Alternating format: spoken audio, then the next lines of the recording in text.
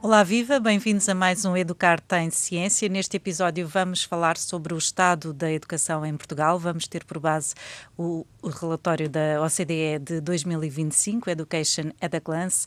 É um estudo que fornece dados internacionais e que governos, investigadores e também os cidadãos comuns podem consultar para avaliar a qualidade da educação, a equidade e também a eficiência. Connosco temos mais uma vez o professor João Maroco, professor da Universidade Lusófona. Ele já dissecou os dados do estudo deste ano. Obrigada por mais esta participação. Professor, muito bem-vindo. Quais são as principais conclusões do relatório de 2025? Olá, Fátima. Sim, temos dados muito interessantes deste relatório. Há 4 que eu poderia destacar. Portugal, neste momento, tem mais diplomados do que tinha há 5 anos e muito mais do que tinha há mais 25 anos atrás, mas as competências dos portugueses ainda são fracas. Temos um corpo docente envelhecido e em falta, temos um investimento desigual entre o ensino superior e o ensino básico e temos um mercado de trabalho que valoriza muito o ensino superior. E vamos ter tempo de falar sobre estes temas nos próximos 30 minutos. Comparando com os outros países da OCDE, os alunos que estudam em Portugal têm ou não o mesmo tempo de aulas, têm ou não o mesmo currículo, têm ou não o mesmo tempo de férias? E em caso afirmativo, passo já para a segunda pergunta, isso quer dizer depois o quê? São alunos que estão ou não a aprender, comparando com os outros países da OCDE, e se não estão a aprender tão bem quanto os restantes, é ou não um problema de qualidade de ensino ou nível de exigência? A questão, quase começando do final, a questão é exatamente essa. Não é um problema de carga horária. No ensino primário, Portugal tem 864 horas anuais, na média da OCDE são 804. Onde os alunos portugueses têm menos carga horária no segundo e terceiro ciclo, 818 horas em Portugal, a média da OCDE é 909. Portanto, no total do primeiro e do segundo e terceiro ciclo, Portugal tem de facto menos horas de instrução que a média da OCDE. Os nossos alunos também têm, em média, mais 2 semanas de férias do que a média da OCDE.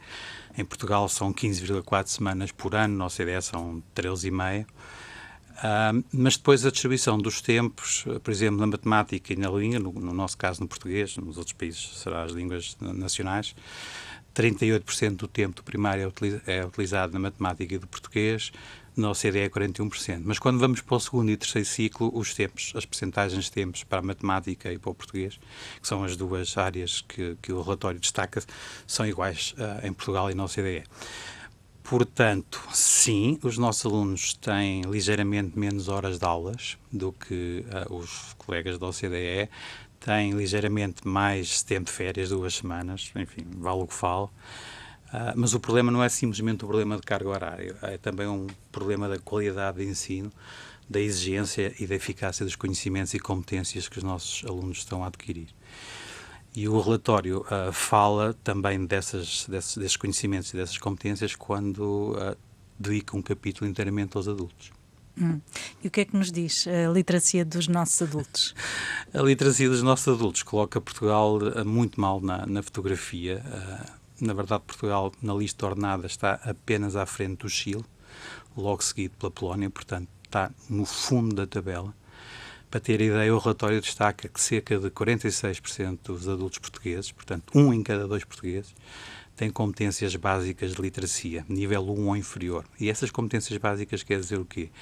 Quer dizer que só conseguem ler textos muito simples e utilizar a leitura, por exemplo, e a matemática em questões muito simples do dia-a-dia.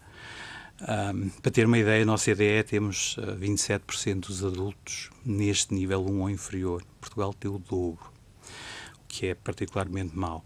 Depois, quando vamos para os níveis superiores, Portugal também não fica bem na fotografia. Temos 22% dos adultos portugueses que estão acima do nível 3 de literacia, portanto têm capacidade de ler textos mais longos, de interpretar, de raciocinar. Mas se formos olhar para os países que estão no topo da tabela, o Japão e a Finlândia são 60%. Portanto, 2 em cada 3 finlandeses ou 2 em cada 3 japoneses têm capacidade de ler textos complexos, textos longos, fazer inferências. E nós só temos 20% da nossa população adulta que consegue fazer isto. E há alguma explicação mais evidente para isso? Bom, começa por haver um atraso estrutural. Enfim, nós temos dados da educação dos portugueses desde 2000, aliás, desde 1995. Em 1995, os nossos alunos de 10 anos e de 14 anos, que são agora os adultos que foram avaliados por este estudo, ou então os nossos alunos de 15 anos em 2000, que são agora os alunos avaliados por este estudo, estavam no fundo da tabela. Em 2000, Portugal era o antepenúltimo, estava à frente de países como, mais uma vez, o Chile e o México. E, entretanto, houve, de facto, uma evolução muito positiva nestes últimos 25 anos, e o relatório destaca isso, mas não é suficiente para combater este atraso histórico. O relatório também destaca que não é diplomar por diplomar. Portugal teve, durante alguns anos, um programa de educação de adultos, que era conhecido por Novas Oportunidades, e, portanto, temos mais diplomados, mas não temos mais diplomados com melhores e mais competências. Um programa logo no início dos anos 2000. Exatamente. E para ter uma ideia, isto é tão grave porque as pessoas pensam, bom, mas então serão aquelas pessoas que fizeram aqueles diplomas de secundário das Novas Oportunidades. Não é. Não são só essas pessoas. Por exemplo, um licenciado português tem o mesmo nível de literacia que tem um finlandês com ensino secundário. E, portanto, não é só uma questão de ter diplomas, é também uma questão da qualidade de ensino, da exigência do ensino. Voltamos à exigência. E da qualidade, enfim, da certificação que um diploma de secundário ou do ensino superior, ou do ensino básico, confere aos portugueses relativamente aos participantes dos outros países. Falando de ensino superior, é ou não um bom investimento? Compensa ter um curso universitário quando se entra no mercado de trabalho? Vale a pena? Essa é a pergunta que se calhar muitos jovens fizeram este ano, quando estavam a pensar em concorrer ao ensino superior, e os dados da OCDE são claríssimos. Em Portugal vale muito a pena ter um ensino superior. Para ter uma ideia, um licenciado em Portugal, quando comparado com um indivíduo que tem apenas o ensino secundário, ganha em média mais 74%. Na OCDE a média é 30%. Portanto, em Portugal paga muito ter um curso superior, não só porque o salário é maior, mas também porque a empregabilidade é muito maior. Para ter ideia, um adulto deste estudo que tenha o ensino secundário ou inferior tem uma taxa de desemprego em torno de 11,5%. Quando falamos de adultos com ensino superior, a taxa de emprego cai para metade, 5,6%. Portanto, não só o ensino superior e os estudos protegem os nossos adultos do desemprego, como também lhes garantem melhores recursos financeiros. As próprias empresas também estão habituadas a essa evolução por parte do interesse e da motivação para estudar e ter cursos superiores, porque, comparando com há 30 anos, o quadro normal seria não ter um curso, uma licenciatura. Agora o normal é esperar que um jovem nos seus 23, 24 já tenha um mestrado. E não só isso. E, quando falamos, por exemplo, da taxa do ensino secundário, em 5 anos ela passou de 16%, tínhamos, ou melhor, ao contrário, adultos que não tinham ensino secundário, passou de 24% para 16%. Portanto, houve de facto uma evolução positiva na educação dos nossos jovens e dos nossos adultos. O problema que Portugal tem relativamente à OCDE é o berço. Ou seja, a escola em Portugal não funciona tão bem quanto o elevador social como funciona noutros países europeus e da OCDE. A OCDE não é só países europeus, também tem o norte da América, também tem países do Sudeste Asiático. Para ter uma ideia, 3 em cada 4 filhos de pais com ensino superior seguem para o ensino superior. Quando falamos de filhos de pais que só têm o ensino secundário ou inferior, é só 20%. Ou seja, 20% dos nossos jovens cujos pais não têm uma habilitação superior seguem para o ensino superior. Quando estamos a falar de jovens cujos pais têm uma habilitação de ensino superior, são 73%. Portanto, temos aqui uma diferença, um fosso social de 50%. E a escola portuguesa, contrariamente ao que acontece noutros países, por exemplo, na média da OCDE, este fosse é só 30%. A escola portuguesa, o elevador social não está a funcionar como era suposto. Aliás, eu costumo dizer, meio a brincar, não tem piada nenhuma. No caso português, o elevador social da escola está invertido. Está invertido porquê? Porque as famílias que têm recursos preferem colocar os seus filhos nas escolas básicas e secundárias privadas, onde as notas, as médias final de conclusão do básico e secundário são geralmente mais elevadas, o que facilita a entrada desses alunos no ensino superior público, onde as propinas são irrisórias, quando comparadas com o ensino superior privado, e onde o prestígio também dos cursos é superior. E, portanto, repare na inversão. Portanto, temos alunos a fazer o básico e o secundário em escolas privadas, mas depois vão fazer a sua formação superior em escolas públicas, e temos alunos que fazem o básico e o secundário em escolas públicas, que depois não têm média para entrar no ensino superior público, e os pais, ou eles próprios, muitos já são trabalhadores estudantes, vão ter que fazer um investimento extra para poder aceder ao ensino superior privado. Ou seja, o poder de compra acaba depois também a influenciar a distribuição das vagas no acesso ao ensino superior, e quem tem menos poder de compra, as famílias com menor capacidade financeira, acabam também a ser um bocadinho prejudicadas, e cria-se aqui um ciclo vicioso. E é um ciclo que Portugal não consegue combater como outros países da OCDE têm combatido. Esta diferença do acesso ao ensino superior depois reflete-se, obviamente, também no acesso ao emprego. Como eu já disse, os licenciados têm salários muito superiores, 73% é muito. Para ter a ideia, a diferença na OCDE é cerca de 30%, relativamente a quem só tem o ensino secundário. E, portanto, os nossos jovens que fazem o ensino secundário na escola pública têm mais dificuldade em ter acesso ao ensino superior. A estatística não é favorável, cerca de 20% dos filhos dessas famílias que não têm recursos para colocar os seus filhos, os seus educandos no ensino privado, só cerca de 20% é que depois consegue chegar ao ensino superior. E, portanto, há aqui um perpetuar do gap social. Portanto, quem começa mais cedo, com maiores recursos facilitadores de aprendizagens, consegue, ao longo não só do seu percurso escolar, mas também da sua vida profissional, ter melhores condições de vida do que quem parte lá de trás. É uma tendência que não se tem conseguido inverter, e que também não há ainda uma luz ao fundo do túnel. Não se tem conseguido inverter. Ainda assim, eu acho que há um resultado positivo, que são os tais 20%, que nós dizemos que são os alunos resilientes, que apesar de provirem de estratos socioeconómicos mais baixos, terem famílias menos escolarizadas, terem menos recursos facilitadores de aprendizagens, eles na verdade conseguem ter tão bom desempenho quanto os colegas que vêm de famílias com mais recursos facilitadores de aprendizagem.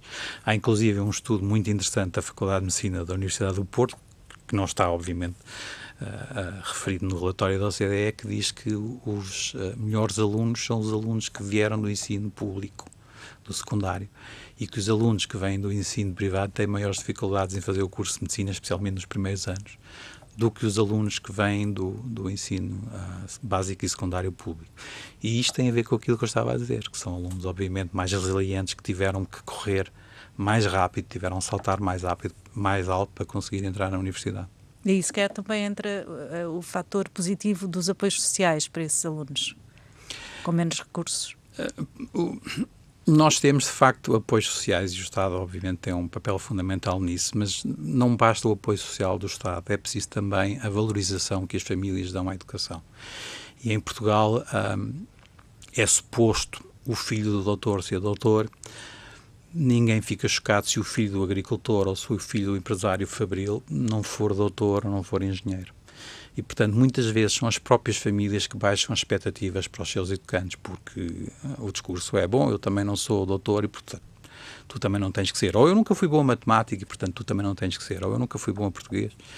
E isto, independentemente dos apoios sociais que o Estado português concede, e concede muito bem, nós orgulhamos de ter um Estado social, não basta os apoios do Estado, também o papel da família aqui é muito importante. É muito importante que os pais convençam os filhos que eles conseguem, se trabalharem para isso. É verdade, têm que trabalhar mais que os outros, é verdade, têm que ir às bibliotecas escolares ou às bibliotecas municipais e recitar os livros que os filhos das famílias com maiores recursos têm em casa, mas é possível. Aliás, está a falar com uma pessoa que passou exatamente por esse percurso. O meu pai nunca foi à escola.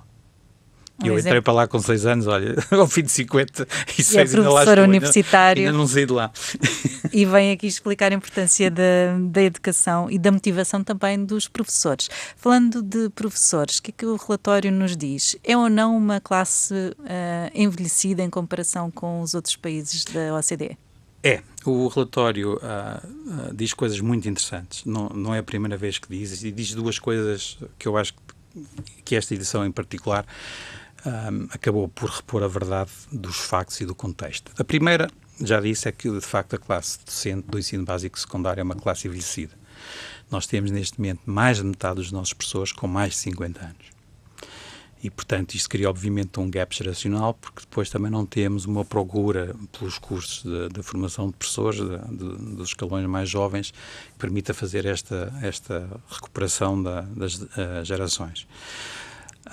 Uma coisa que o relatório da OCDE diz, e que não é a primeira vez que diz, e da primeira vez que diz deixou os professores muito chocados, é que ser professor em Portugal compensa relativamente a outros licenciados com habilitações equivalentes. Para ter uma ideia, o salário médio de um professor relativamente a outros licenciados é 38% superior. Na OCDE é ao contrário, é 17% inferior. E, portanto, está aquela ideia, bom, afinal os professores portugueses até ganham bem, mas desta vez o relatório explica o contexto. Eu gosto de explicar sempre isto aos meus alunos, que na estatística os números só fazem sentido quando são analisados no contexto certo. E desta vez o relatório diz isso. Os professores portugueses, de facto, têm salários mais elevados do que outros profissionais com o mesmo tipo de habilitações, porque já são uma classe envelhecida que estão no topo da carreira, estão já nos últimos escalões da carreira. Para ter ideia, um professor no 10º escalão, que é o escalão máximo, ganha cerca de 3.700 euros brutos, depois no 9º escalão ganha 3.300, no primeiro escalão, que é o início da carreira, ganha 1.700 euros brutos. 1.700 brutos, certo? Portanto, dependendo da situação familiar e dependendo de se tem filhos ou não tem filhos, provavelmente terá um salário médio mensal líquido em torno dos 1.400 euros. E esta semana passada o nosso governo disse, vamos ter aqui um programa de rendas medianas de 2.300 euros. Nas grandes cidades, um professor no início de carreira não consegue viver com o salário que ganha. E isso explica porque é que nós temos a falta de professores que temos, apesar de, enfim, de acordo com o relatório da OCDE, os professores portugueses até ganharem mais. Isso explica, se calhar, até algumas desistências, não é? Há professores que, pelo custo da habitação, acabam por, logo numa idade muito precoce, é muito fácil, imagino. Desistir. A Fátima, sei lá, faz o curso em Braga ou em Vila Real, concorre, porque os concursos em Portugal são a nível nacional, concorre e é colocada numa escola, aqui da Amadora, por exemplo. E depois vai alugar um T1, e pedem 1.300 euros de aluguer mensal. Se a Fátima ficar com 1.400 euros de salário líquido, depois dizemos sempre, mas o salário bruto é 1.760. Pois, mas o que está disponível para pagar as contas é o salário líquido. Que não podemos fazer as contas por aí, porque obviamente depende da carga fiscal que cada um de nós paga. Mas repare, o que é que faria? Continuaria a viver na casa dos seus pais? Ou viria mudar-se para a Amadora, sabendo que teria um rendimento líquido depois de pagar a sua renda de casa? Já nem estou a falar depois de pagar as telecomunicações e água e luz, etc., de 100 euros.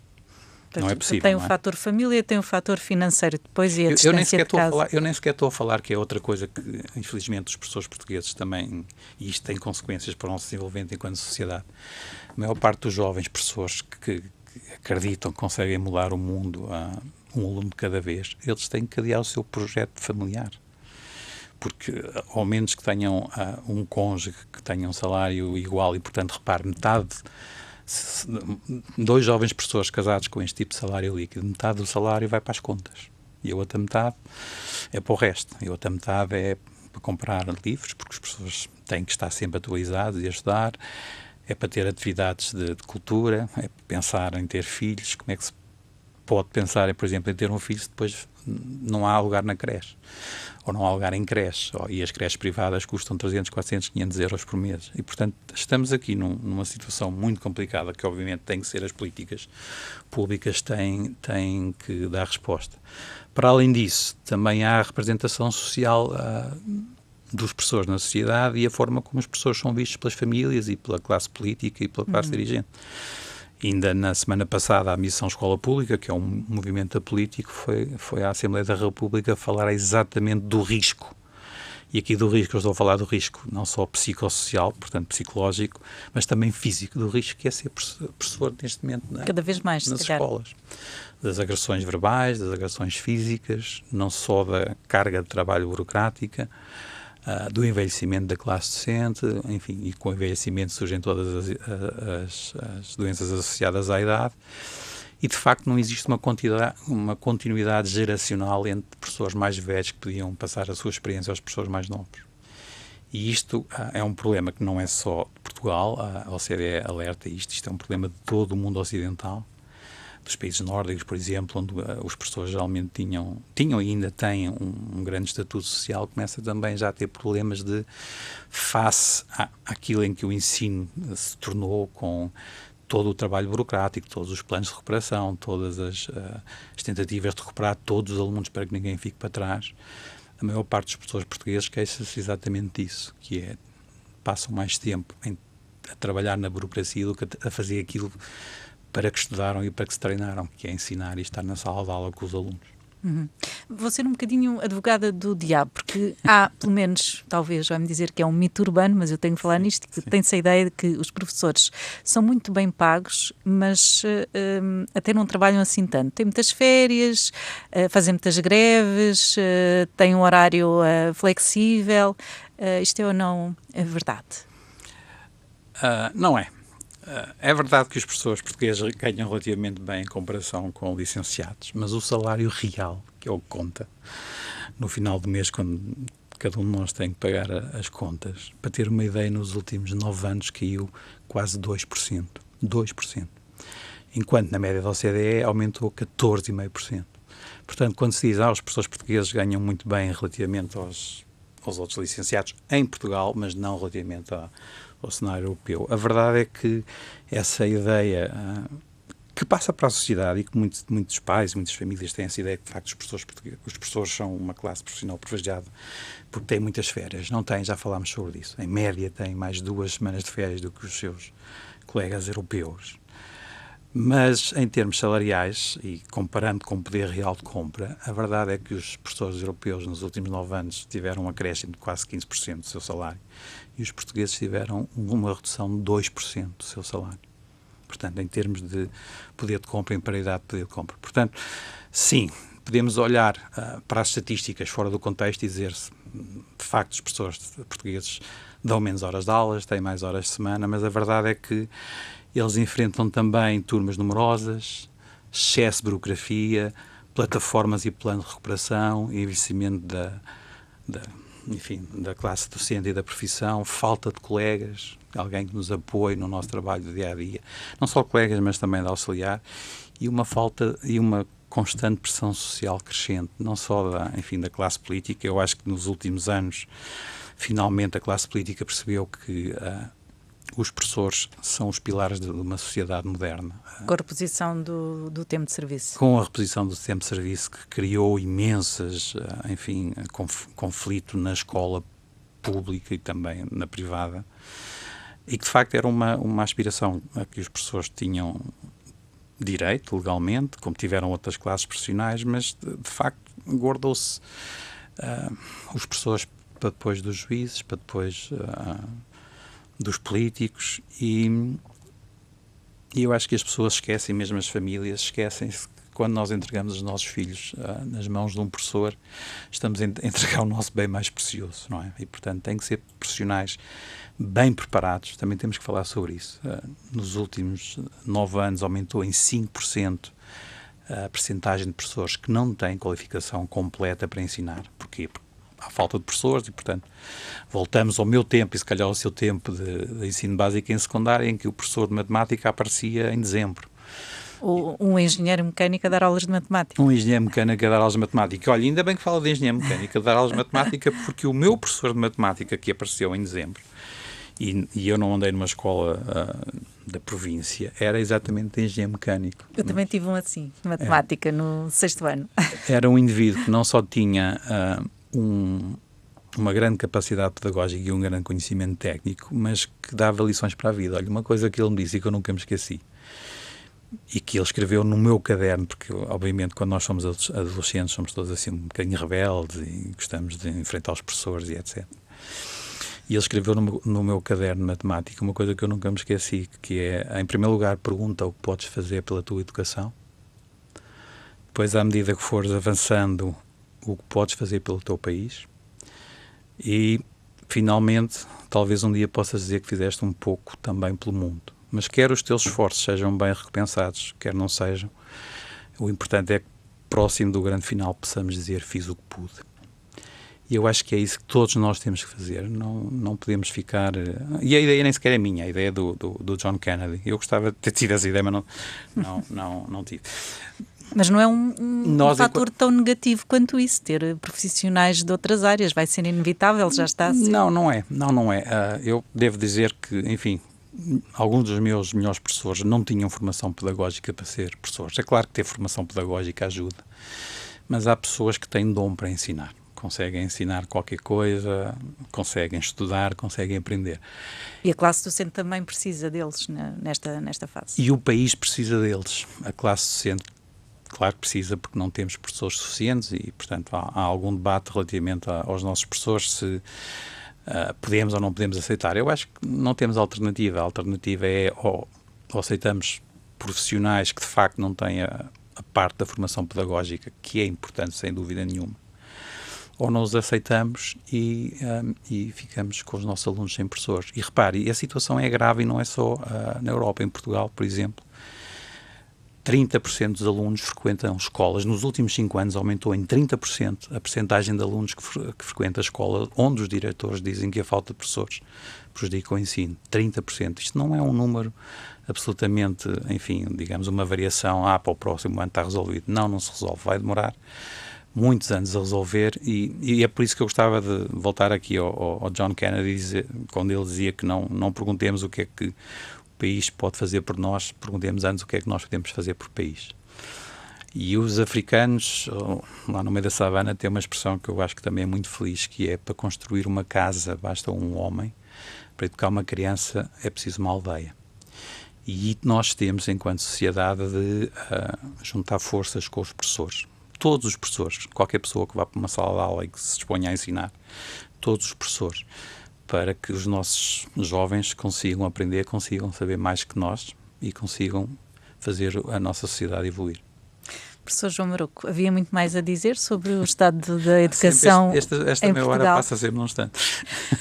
Mas para fazer aqui um bocadinho um resumo da matéria dada, quais são as principais ideias a reter? Eu digo que e de acordo com o que diz o relatório da OCDE, há 4 desafios principais da educação em Portugal. A primeira é a qualidade das aprendizagens. Ou seja, não nos adianta ter muitos jovens e adultos com diplomas universitários, depois, quando somos avaliados internacionalmente, com avaliações independentes internacionais, metade dos nossos adultos têm competências básicas de literacia. E, portanto, eu falei em 46%, na média da OCDE é 27%, o que é muito, muito grave. E depois também a qualidade das licenciaturas e da formação que nós estamos a dar. Um licenciado português tem um nível de literacia equivalente a um adulto finlandês com ensino secundário.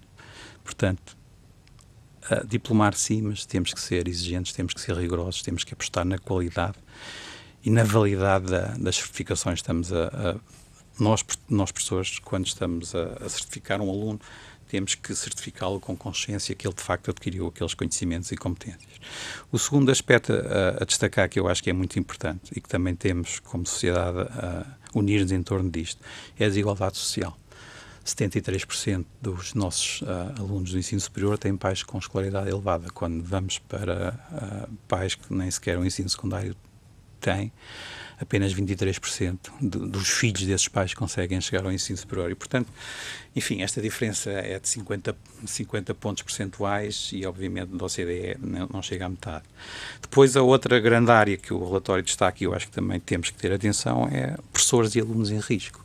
Mais de metade da nossa classe docente é uma classe docente com mais de 50 anos, envelhecida, cansada, enterrada, soterrada em burocracia, e temos alunos em risco. Porquê? Porque temos cada vez menos professores, com formação completa para ensinar. Como eu disse, aumentou 5% nos últimos 5 anos, e o número de alunos que frequentam escolas onde a falta de professores limita a qualidade do ensino aumentou 30% nos 5 anos.